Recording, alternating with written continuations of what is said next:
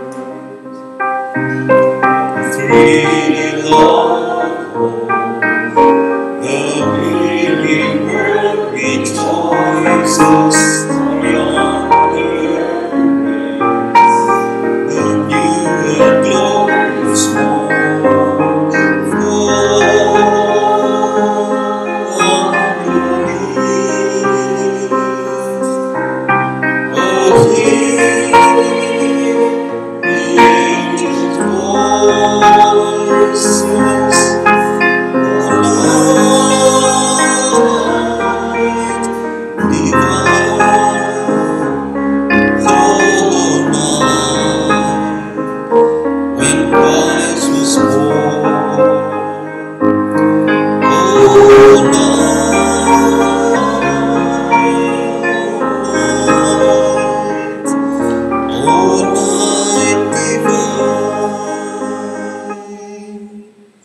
Let us all pray. You, the creator of the world, are lacking in clothes and fire. O my Lord, dear chosen one, little child, how much this poverty made me love you more, since love also made you poor. O Immaculate Virgin Mary, O Venerable Saint Joseph, we beg your help in preparing all the items needed for the coming birth of the Word incarnate in the manger of Bethlehem. He desires to find hearts which welcome, clothe, warm, and comfort him.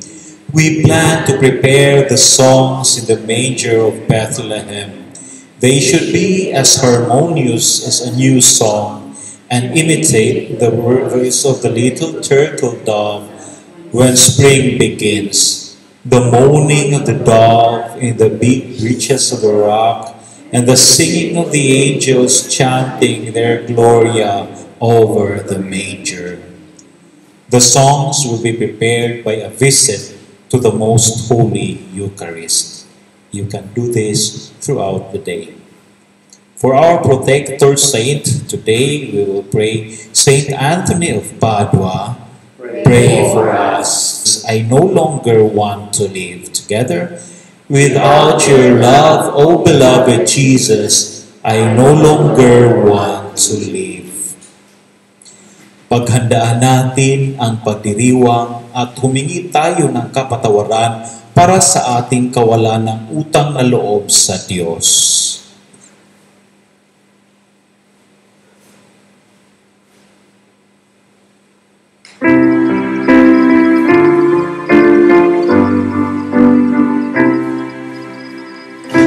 As we prepare for the coming of the Lord, we recall our faults and beg His mercy.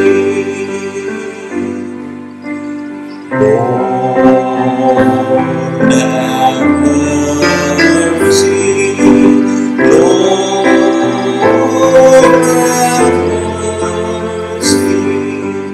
Lord, have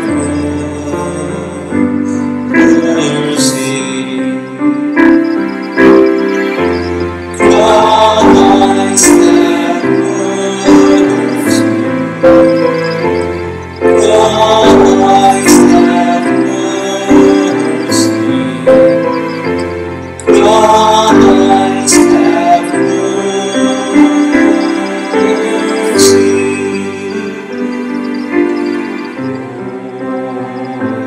Have mercy. Lord, have mercy. Lord, have mercy. Kawa tayo ng makapangyarihang Diyos, patawarin tayo sa ating mga sala at patnubayan tayo sa buhay na walang hanggan.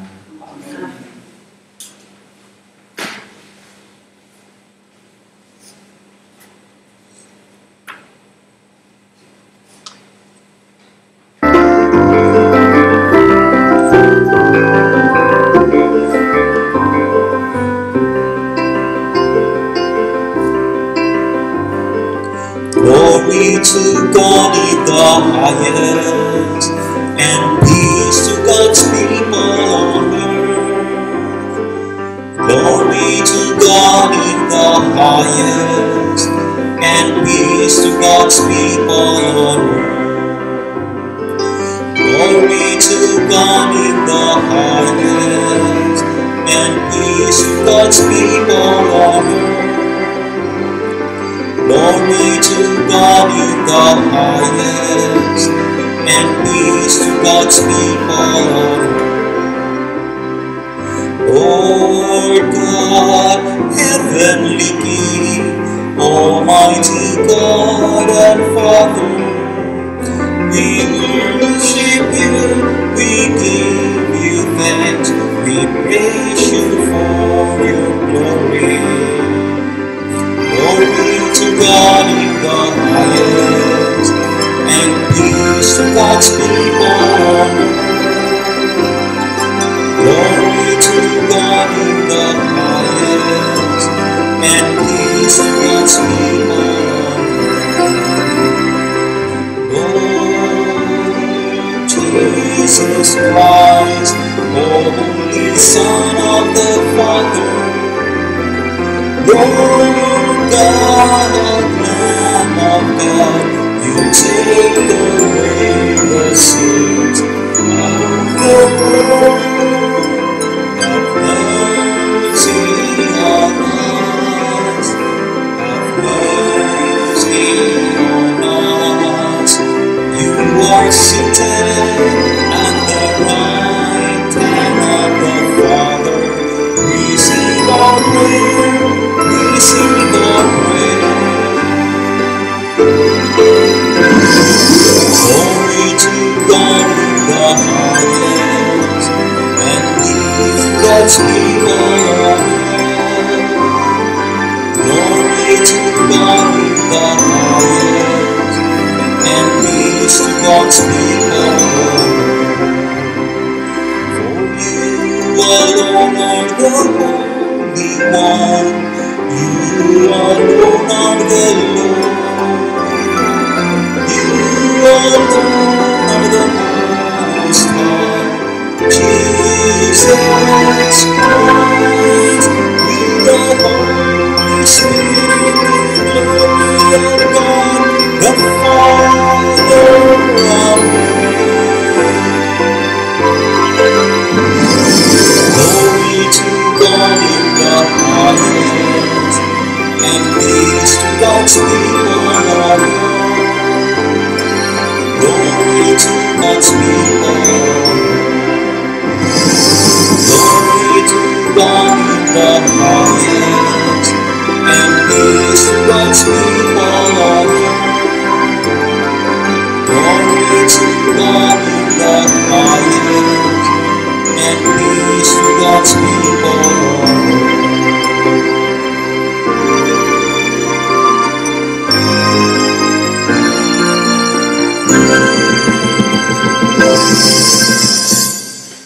Manalangin tayo.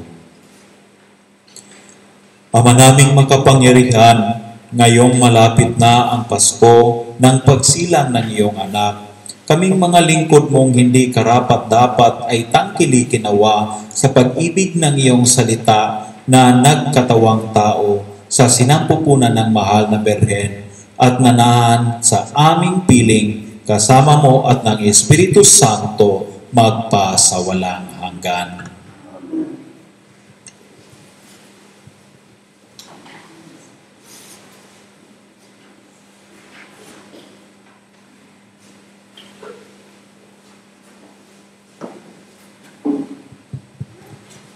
Pagpapahayag ng salita ng Diyos, unang pagbasa.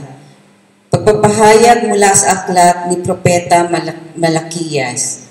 Narito ang pahayag ng makapangyarihang Panginoon, ipadadala ko ang aking sugo upang ihanda ang daraanan ko.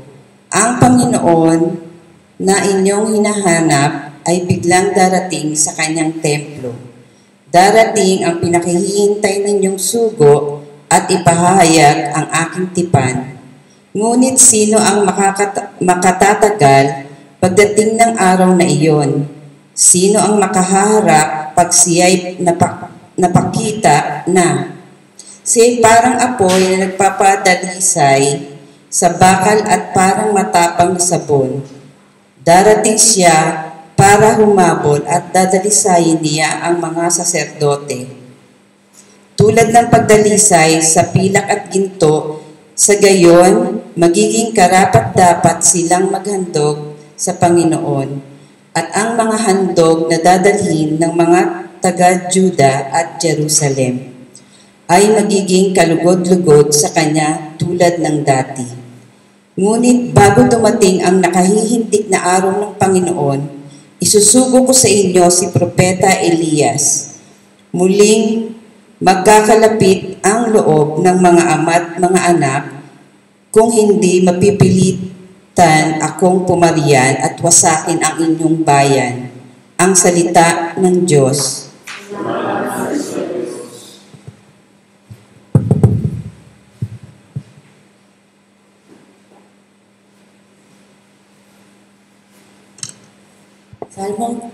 Salmong tugunan.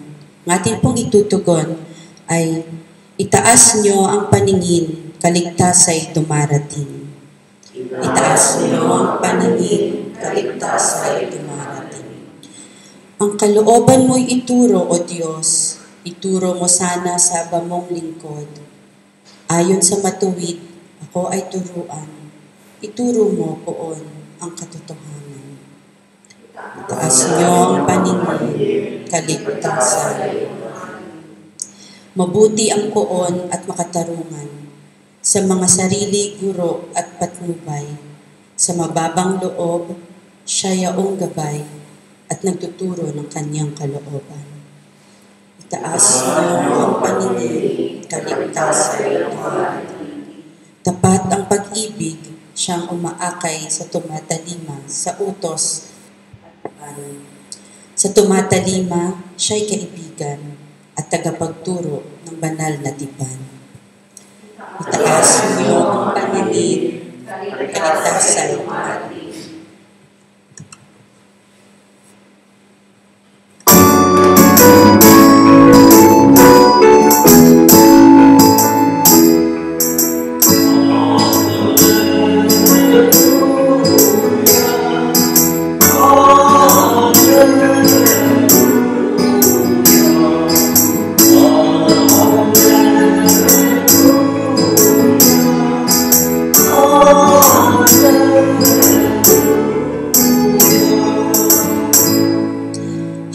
Batong panulukhang saliga ng sambayanan, halina't kami idangan.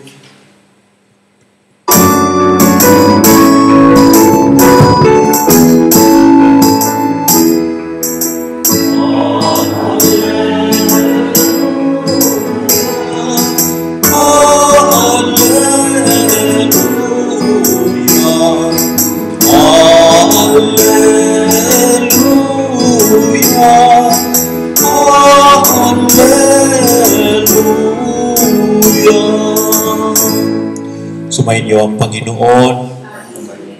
Ang mabuting balita ng Panginoon ayon kay San Lucas. Dumating ang oras ng panganganak ni Elizabeth at nagluwal siya ng isang sanggol na lalaki. Nabalitaan ng kanyang mga kapitbahay at mga kamag-anak na siya'y pinagpala ng Panginoon at nakigalak sila sa kanya. Nang ikawalong araw, dumalo sila sa pagtutuli ng sanggol. Zakaria sana ang ipangalan sa kanya, gaya ng kanyang ama, ngunit sabi ng kanyang ina, hindi. Juan ang ipangangalan sa kanya. Subalit wala isa man sa inyong mga kamag-anak ang may ganyang pangalan, wika nila. Kaya tinudyatan nila ang kanyang ama at itinanong kung ano ang ibig niyang itawag sa sanggol. Humingi siya ng masusulatan at sumulat ng ganito, Juan ang kanyang pangalan. At namangha silang lahat. Pagdakay nakapagsalita siya at nagpuri sa Diyos.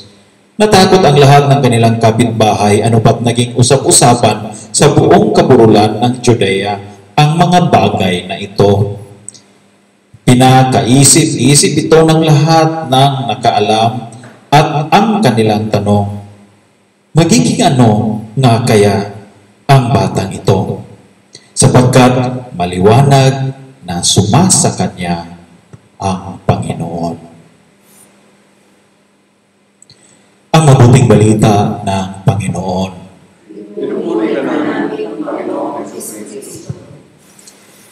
Kaya pa ba, mga kapatid, kaya pa ba natin isang gabi na lang at Pasko na? No, nakikita naman natin na sa mga sumusubaybay, kaya pa rin nila. Nagtagal pa rin kayo. Maraming salamat sa pagsusubaybay. Maraming salamat sa pagsama sa ating pagdiriwang. At ngayong araw na ito, nakikita nga natin na doon tayo ibinabaling ng ating pagtingin nakatingin sa isang propeta, sa isang tawag nila na nangunguna sa daan ni Kristo. Ito ay si San Juan Bautista. Ngunit bago ang lahat mga kapatid, meron akong isang kwento na may tatlo nga na antropolohiyo, yun ang tawag. At sa Tagalog, or mga anthropologist, sila po yung mga nag-aaral tungkol sa pagkatao, mga nakakaraan at mga makabagong panahon. At sila ay napunta sa isang isla na puro ang mga tao doon ay mga nasa tribo pa, no? Mga matagal ng mga nakabahag pa at ano.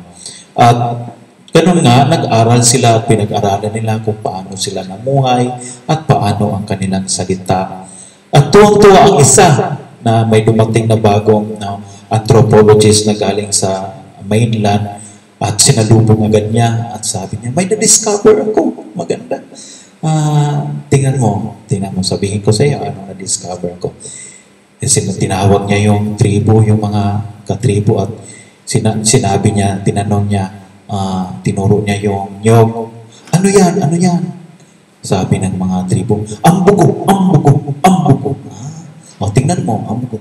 Tapos tinuro din niya yung isang prutas na nasa baba na, ano yan? Sabi niya, ang bugo. Sabi nila, ang bugo. Sabi niya. So I conclude pala na yung prutas at saka yung pareho rin lang ang tawag nila doon, ang bugo. Tapos, doon pala niya nalaman sa kabilang tribo, ang bugo pala, ibig sabihin nun, yung hintuturo. Ang bugo. Ano to? Ang bugo. Ang bugo. Hintuturo pala ang bugo na tayo. Mga kapatid, ito ang papel ni Juan Bautista. Hintuturo, no? Siya ang nagturo kung sino ang manunubos. Noong naging tulay si Juan sa lumang tipan at sa bagong tipan. Kasapi siya sa lumang tipan, ngunit andun din siya sa unang bahagi ng bagong tipan. No? Ang huling aklat ng lumang tipan ay ang aklat ni Malakias. Yun ang una nating binasa. At narinig natin sa unang pagbasa na pinahayag ng Panginoon na ipinadala niya ang sugo upang maghanda sa daraanan ng Diyos. Para bagang advance party, di ba? Kung mayroong mga events, mayroong pinapadala na nauuna bago darating yung mga main attraction, no? Mga artista, nagpapadala muna ng mga proxy. Akala rin ng mga tao, ayun na yun, palakpakan sila, nandiyan na. Paglabas pala proxy, no? Yung kamukha lang, tapos saka pa darating yung bida, no? Advance party, no? Hindi matiwasay ang pagdating ng Diyos dahil siya ang susubok sa ating pananampalataya, wika yan ni Malakias.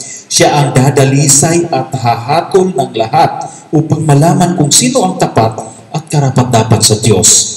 So bago man darating ang araw na ito, isusugo ng Diyos si Propeta Elias upang magpahayag ng pagkakasundo. Sigaw ni Juan, ituwid ang daan alang-alang sa Panginoon, magsisi at magpapabinyag. Kaya naman, madalas natin nakikita sa mga frescoes o sa mga tawag nila yan yung stained glass, no? Na makikita natin na binibinyagan ni Juan Bautista ang ating Panginoong Jesus.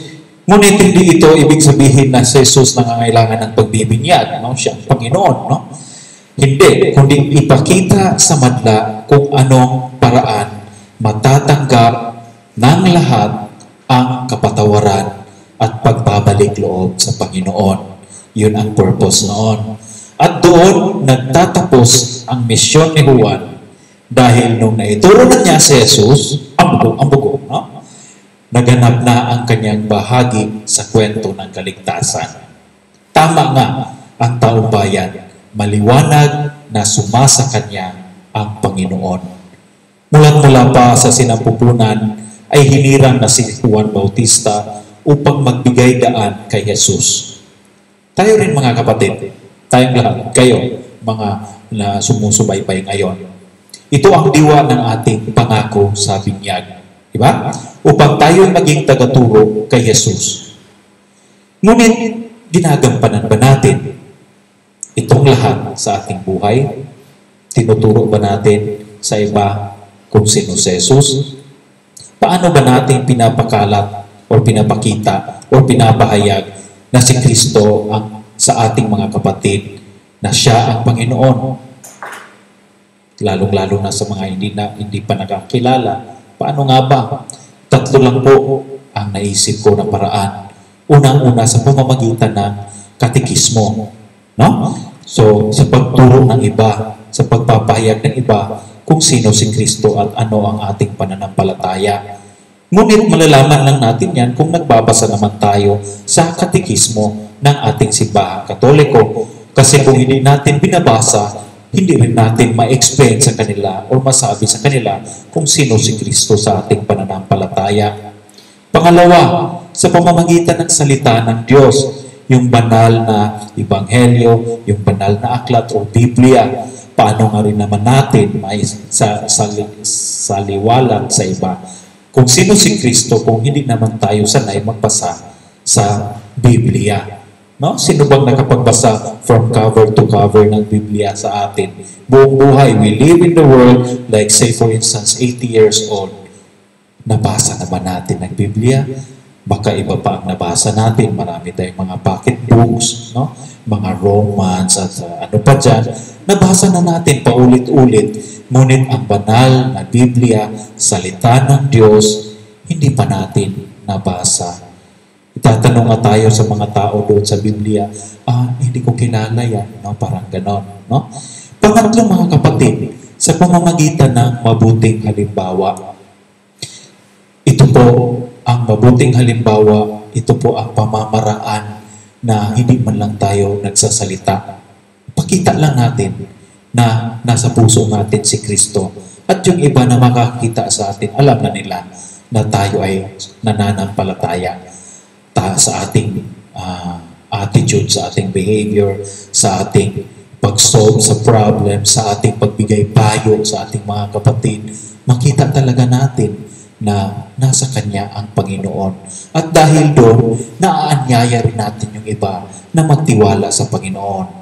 Ulitin ko, sa pamamagitan ng katekismo, sa pamamagitan ng salita ng Diyos, sa pamamagitan ng ating mabuting halimbawa na ituturo natin kung sino si Kristo. Dahil tayong lahat ay binyagan, wala naman siguro natin sa atin dito na hindi pa na binyagan, sana naway matutunan natin o matularan natin si San Juan Bautista sa paghatid sa ating mga kapatid tungo sa malalim na pananampalataya sa Diyos. Tayo na nandito sa Polonia, paano natin isinawalat sa mga tao, mga Polako, ang ating pananampalataya? Paano? O baka naman, dito ka pa sa Polonia, mawalan ng pananampalataya, o di kaya ililipat na lang sa mga ibang sekta. O baka naman, hindi mo naisabuhay ay iyong pananampalataya, kaya na lang madali mo lang ito pakawalan. Ipagdasal natin na sa darating na Pasko, tayong lahat magtungo sa sabsaban kay Kristo. Dala-dala ang ating mga kakilala, mga kaibigan, minsan nga mga kaaway, kung pwede nating dalhin sila, upang masaya nating salubungin si Jesus. Ang buko. No? Ito ang gagamitin natin upang madala lahat tungo kay Kristo.